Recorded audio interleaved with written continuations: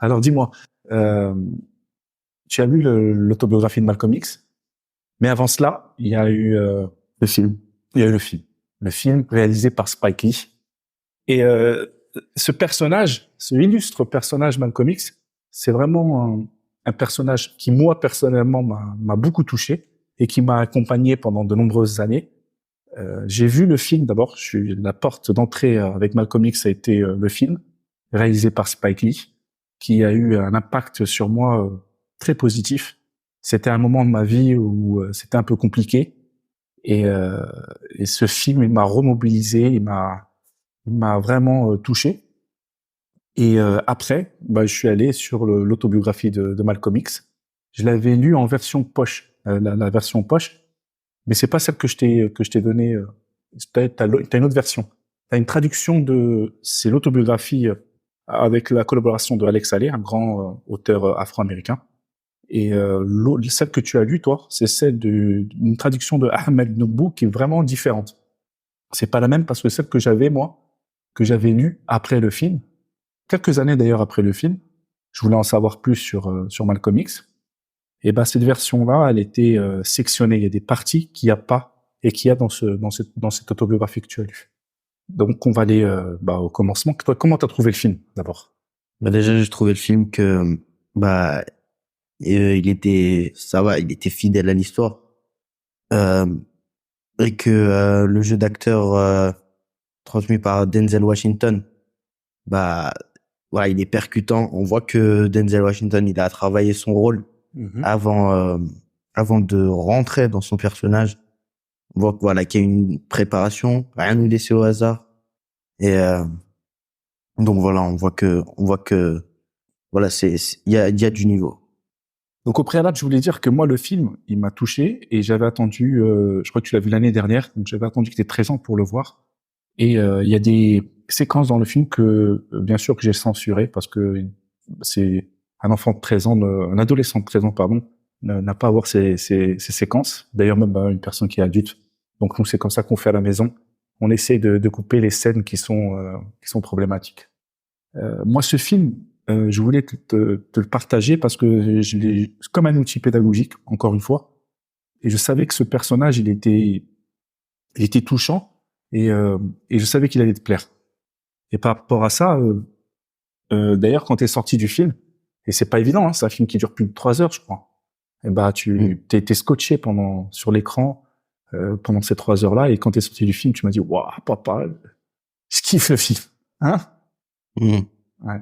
Et c'est vrai que le rôle de Denzel Washington dedans, il est magnifique. D'ailleurs, je sais pas pourquoi il a pas eu l'Oscar pour ce rôle. Mm. Je sais que le film est sorti à une époque dans les années 93, 94. C'était une époque compliquée aux États-Unis. Il y avait eu notamment des émeutes. Et ce film, il a créé beaucoup de Ouais. polémiques, ouais, de polémiques. Mais pour moi, incontestablement, c'est son meilleur film à Denzel Washington. Ils lui ont donné l'Oscar pour Training Day. Effectivement, il a bien joué, mais Malcolm X, Son meilleur film. c'est C'est un autre niveau. c'est son prime. Donc, dis-moi, qu'est-ce qui t'a touché, toi, sur le personnage de Malcolm X? Son Interprété évolution. par Denzel Washington Non, ou? sur Malcolm X, interprété par Denzel Washington, mais sur le personnage, le vrai, quoi. Voilà, moi je trouve que, voilà, Malcolm X, il a eu un développement personnel, moral, percutant parce qu'on le voit, il part de zéro. Mhm. Et voilà, le personnage qu'il est devenu, bah, ça n'a rien à voir avec, le personnage qu'il était Au départ, ouais. Au au départ, départ. il Ouais. est né, Malcolm Little, il s'appelle au départ. Et il est né à Omaha le 19 mai 1925. Il est mort martyr le 21 février Tu es. 1965. Ouais. C'est un prêcheur. Quand tu lis sur Internet, il est considéré comme un prêcheur afro-américain et un militant des droits de l'homme. Hum.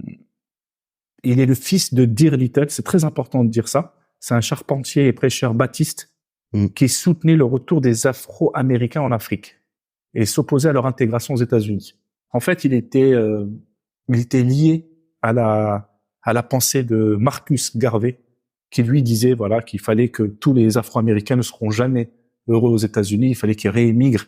Et il y avait c'était C'était un leader noir, Marcus Garvey, qui était jamaïcain, qui a touché un grand nombre d'Afro-Américains jusqu'à aujourd'hui. Tu sais, quand on dit black commerce, le commerce noir, le business avec les noirs et tout ça, bah c'est emprunté à la pensée de Marcus Garvey. T'as déjà entendu parler toi de Marcus Garvey? Non, jamais, c'est la première fois. Ok. Donc son père, alors qu'il est enfant, son père il meurt écrasé par un tramway. Et toute la communauté noire qui était près du père et tout ça, ils sont convaincus qu'il s'agit d'un assassinat par un groupe proche du Ku Klux Klan. Toi, cette scène, qu'est-ce qu'elle t'a évoqué? Tu sais, quand il se fait écraser sur le tramway, tout ça, avec le Ku Klux Klan. Je crois que c'est la première fois que tu voyais le Ku Klux Klan dans un film. D'ailleurs, tu m'avais posé la question, c'est quoi ces gens sur des draps blancs et tout ça, je te rappelle. Qu'est-ce que ça t'évoque, toi, ça, cette scène? Bah, pour le père, pour lui, après, dans sa vie. Voilà, on voit que Malcolm X, dès sa naissance, est confronté à la violence. On voit que voilà, déjà la situation des Afro-Américains à cette époque, c'était très compliqué. C'était compliqué. Ils sortaient de l'esclavage, mais en fait, c'était très compliqué. Mais jusqu'à aujourd'hui, il y a des endroits aux États-Unis, il est pas bon d'être noir. C'est très compliqué.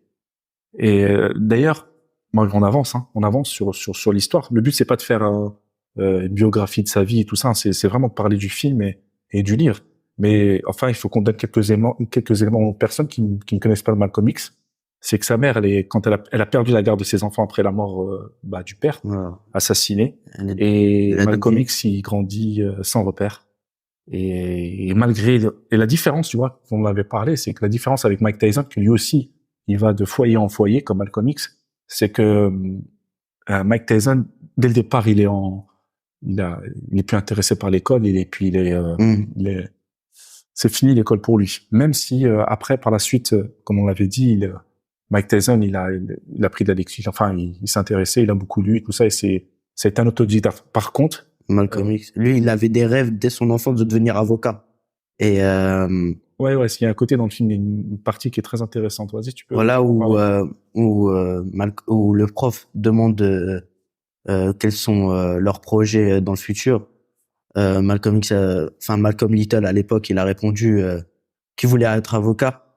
Et son prof a dit très franchement que c'était impossible et que ce métier était privilégié et que c'était dédié aux blancs. Ouais, et puis il était même il a eu un côté un peu narquois. Le professeur lui a dit, ouais, mais regarde, même Jésus était charpentier, pourquoi tu serais pas charpentier, tu vois? Ouais. Donc, malgré ses bons résultats, il réalise que son statut de noir aux États-Unis, constituera toujours un obstacle à sa réussite.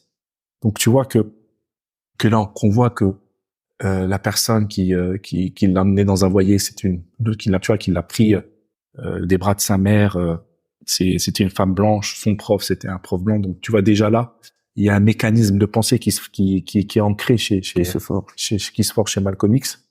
Et malheureusement, sa mère, elle tombe dans la folie et elle va être dans un hôpital psychiatrique. Et ça aussi, ça va être dur pour lui. Ça va jouer dans son développement personnel. Ouais. Puis après, il tombe dans la drogue et la délinquance et il est arrêté à Boston en 1946. Donc toute cette partie-là, moi je trouve qu'elle est bien retranscrite par le réalisateur Spike Lee. Je sais pas si tu vois comment c'est fait. C'est vrai qu'il a insisté sur ce point. Ouais, il a beaucoup insisté sur sa vie de délinquance. Et quand il rentre en prison, c'est là où il rencontre la foi. Ouais, enfin, il peaufine son éducation, il rencontre une personne et qui l'intéresse au livre, il commence à lire. Tu vois, moi j'adore aussi cette partie, tu sais, quand il prend le dictionnaire et il prend. Ouais, c'est vrai, j'avais vu. Enfin, faut à vérifier encore, mais qu'il avait recopié tout le dictionnaire. Ouais.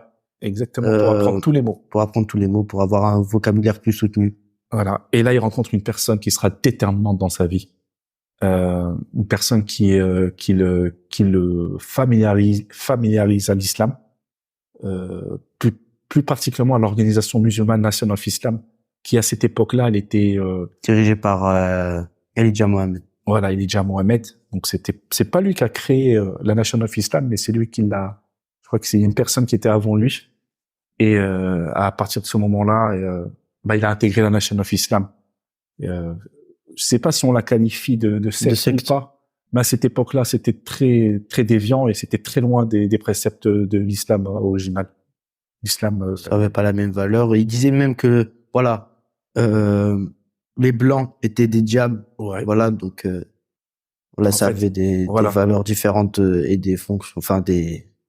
Ouais. Et c'est à ce moment-là, quand il est libéré en 1952, et c'est là où il se fait appeler Malcolm X en réalité. Avant, c'était Malcolm Little, je sais pas si tu te rappelles. Mhm. Et il utilise ce mot X afin d'effacer son nom d'esclave. Et qu'est-ce qui te touche sur sa personnalité? Il y a un côté où, qu'est-ce qui te touche? Son côté, tu m'avais parlé de son côté orateur et tout ça, la façon dont il parlait, tout ça, c'est un truc qui t'avait beaucoup. Ah oui, voilà. En fait, Malcolm X, il avait cette faculté, contrairement à beaucoup d'autres orateurs, Ouais. cette faculté à se mettre au niveau de chaque public.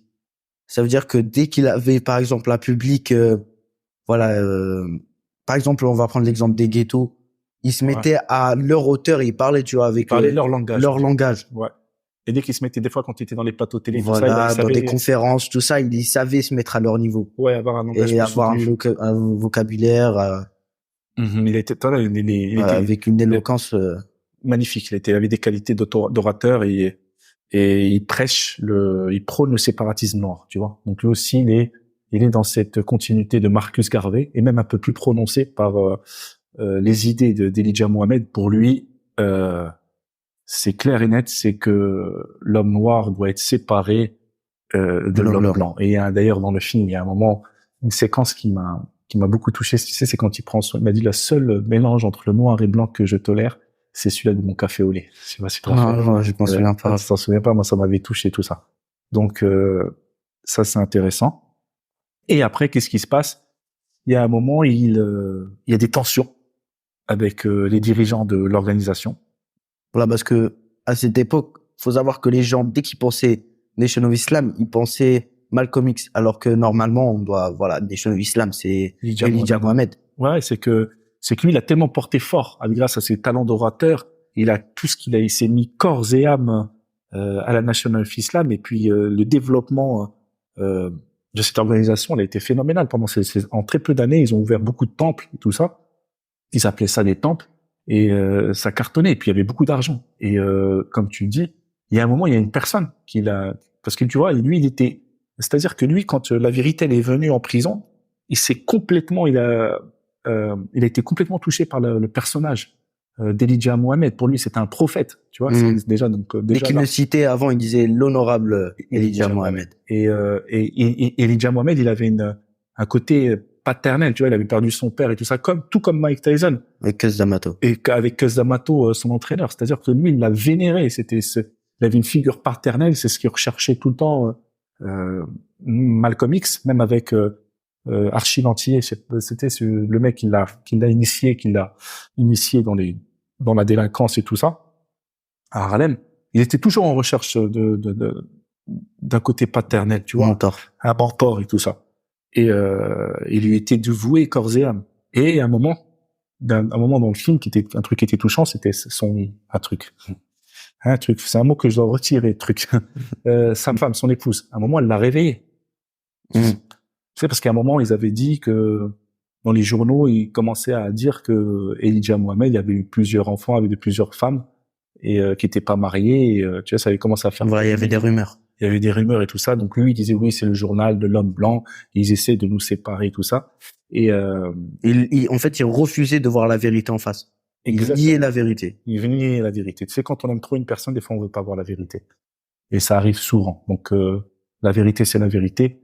Et même si tu aimes une personne fortement, il faut savoir la voir. C'est pas évident.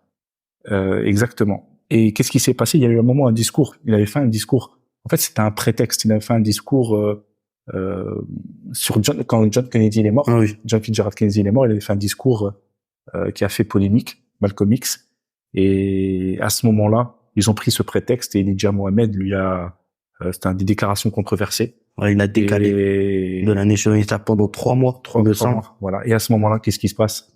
Un moment qui est extraordinaire pour lui. Donc, il est décalé. Donc, ce qui est bien, c'est comme s'il allait repartir en prison, en fait, parce qu'il se retrouve seul. Il se remet en question. Il se remet en question. Il réfléchit, il est en réflexion et il va faire son pèlerinage à la Mecque. Et il va à la Mecque. Et quand il va à la Mecque, il y a une séquence qui est touchante, n'est-ce pas? Voilà, où voilà, Malcolm X disait que en fait, il mangeait dans le même plat que des blancs. Il dormait dans le même lit que les blancs. Il priait la même prière Que l'homme que blanc. l'homme blanc. Voilà. Et ça l'a complètement changé. Son état d'esprit a changé. Et c'est là où il crée sa propre organisation religieuse à travers la Muslim Mosque Corporation, je crois. Et là, il devient dangereux. Là, il Voilà. devient dangereux parce que il a un discours plus universel, donc il peut toucher les blancs. Parce qu'avant, Il prêchait prenait le la- séparatisme, il prêchait la violence. il prêchait la violence, et là, il a un discours beaucoup plus ouvert. Et là, il dérange, et là, la CIA, elle est sur son dos. Il est mis sous les écoutes. Il est sous écoute, exactement. Et aussi la Nation Islam qui Il est jalouse, et puis qui lui tend quelques pièges. ouais, qui lui tend quelques pièges. D'ailleurs, il a subi presque deux tentatives Oui, de meurtre. de meurtre. Ils ont essayé de le tuer à sa maison, ils ont et brûlé sa maison. de le faire exploser avec sa voiture. Exactement. Et qui tournerait la clé. Exactement. Et là, c'est un moment très difficile pour lui. Et à ce même moment-là, c'est-à-dire que tu sais, cette période-là, c'est là où on voit que le film, il est fidèle, mais il est pas si fidèle que ça. Parce que quand tu lis l'autobiographie, on passe plus... Il insiste plus sur ces moments après le pèlerinage. Et c'est les moments les plus intéressants. Voilà. Parce que c'est là où il crée l'alliance. C'est-à-dire qu'il a une vision plus universelle. Il change d'idéologie. Exactement. Il retourne vers l'islam original. Et il crée des alliances avec des personnes d'un extérieur. Et il est très attaché au panafricanisme. Il fait des conférences en dehors, en Afrique. Il voyage Il voyage. en Égypte. Voilà, il fait des liens et il crée des liens. Et là, il devient super, super dangereux parce que son discours, il est audible dans le monde entier. Et le 21 février 1965, il est assassiné à New York pendant un discours. à Harlem. À Harlem. Et 3 membres de la Nation of Islam sont reconnus coupables. Et en réalité, ils disent tués par des Noirs mais armés par des Blancs. C'est-à-dire que ils ont la Nation of Islam, elle a été manipulée. Tu vois, c'est pas qu'ils interceptaient des messages, ils envoyaient des fausses lettres et tout ça pour créer de la haine, pour intensifier les haines. Et eux, de la hauteur, ceux qui voulaient pas que Malcolm X devienne encore plus grand que de ce qu'il a été, ils l'ont fait assassiner. Tu vois, ils ont. Et en plus, il me semblait que Martin Luther King devait participer aussi à la conférence. Exactement. Tiens, tu me parles de Martin Luther King, c'est quelque chose qui est très intéressant parce que c'est vrai qu'on oppose souvent Martin Luther King à Malcolm X, un qui prônerait la non-violence inspirée par Gandhi, et l'autre qui était suprémaciste noir. Malcolm X, lui, c'était la violence, c'était the any means necessary, c'est-à-dire par tous les moyens possibles. Donc on les opposait, mais en réalité, c'est clair qu'au début, Malcolm X qualifié de Martin Luther King d'oncle Tom, c'est-à-dire que c'était un vendu, tu vois, il pensait que c'était un vendu du système. Mais en réalité, même Martin Luther King a eu des épreuves, et à la fin de leur vie, fin de la vie de Malcolm X, Martin Luther King, ils se rejoignaient, quoi. C'était en collaboration. Ouais, ils étaient en collaboration. Partager leurs idées. Ouais, même s'ils étaient pas d'accord sur tout, ils ont trouvé des passerelles, tu vois. Et ça, ils ont ceux qui avaient le pouvoir, de toute façon, ils sont toujours comme ça. Ceux qui sont en haut, ils veulent pas qu'il y ait des gens qui s'allient. Ils sont tout le temps en train de souffler sur les braises. Donc, pour moi, le film, c'était quelque chose de très éducatif pour toi. Et après, je t'ai accompagné sur l'autobiographie. Je t'ai dit, prends l'autobiographie et toi, qu'est-ce que t'as pensé du livre, l'autobiographie? Parce que l'autobiographie, je pense qu'elle est indissociable du film. Donc, quand on regarde le film, il faut lire l'autobiographie. Toi, tu m'avais dit que ça m'avait servi de voir le film avant de lire l'autobiographie, parce qu'il y a quelques passages que je pense que je n'arriverais pas à comprendre si je n'avais pas vu le film. Rien que des personnages du film, j'arrivais de l'autobiographie. Enfin, c'est les mêmes, mais oui. je réussissais à les avoir en images. Ouais, c'est ça. Ce qui me facilitait la lecture. Aussi, ce qui me facilitait la lecture, c'était aussi la traduction simple de Ahmed Noubo. Oui. Voilà, donc parfois il réussissait, dans quelques passages, il réussissait à retranscrire des mots en des mots simples, des choses qui peuvent être compliquées. Et c'est ça, je pense, la force de ce traducteur. Moi, je sais pas si ce livre il est encore présent parce que je pense qu'il y a eu des problèmes de droit, mais en tout cas l'autobiographie de Malcolm X avec la collaboration de Alex Haley, il faut vraiment avoir la version, la bonne version. L'autre version, elle est un peu biaisée parce que c'est cette version dont on vous parle, c'est celle où il reste, il y a beaucoup de chapitres sur pendant le pèlerinage et après le pèlerinage. Même si c'était des années courtes en fait, c'est une année courte, mais il y a eu beaucoup d'événements. Il est mort très jeune, Malcolm X. Hein. C'est quelqu'un qui a eu plusieurs vies. Et franchement, moi, je te dis, c'est pour ça que je voulais te faire partager ce personnage, cet illustre personnage, parce que pour moi, c'est quelqu'un qui savait se remettre en question. Et c'est ça qui est important. Il était sur une quête, sur une route initiatique, et à plusieurs fois, il s'est remis en question et il n'a pas été, contrairement à ce qu'on peut dire, il n'a pas été, l'orgueil ne lui a pas empêché de voir la vérité. Donc ça, c'est intéressant. Donc, combien tu mets sur 10 le livre, l'autobiographie? Est-ce que c'est un de tes meilleurs livres? Ouais, clairement. Hein? C'est un des livres qui t'a le plus touché? Ouais, c'est un de mes livres qui a le plus touché. Rien que le développement du personnage, c'est un personnage de roman. Voilà, ça. C'est incroyable. Il est écrit, ce personnage. Subhanallah. Donc, on vous le conseille, franchement. C'est un livre à lire. L'autobiographie de Malcolm X. J'espère que cette nouvelle collaboration que j'ai fait avec les Fistons vous a plu. Le but, c'est d'accompagner les gens à la lecture. Voilà, barakallahu fikum. Merci. Salam alaikum.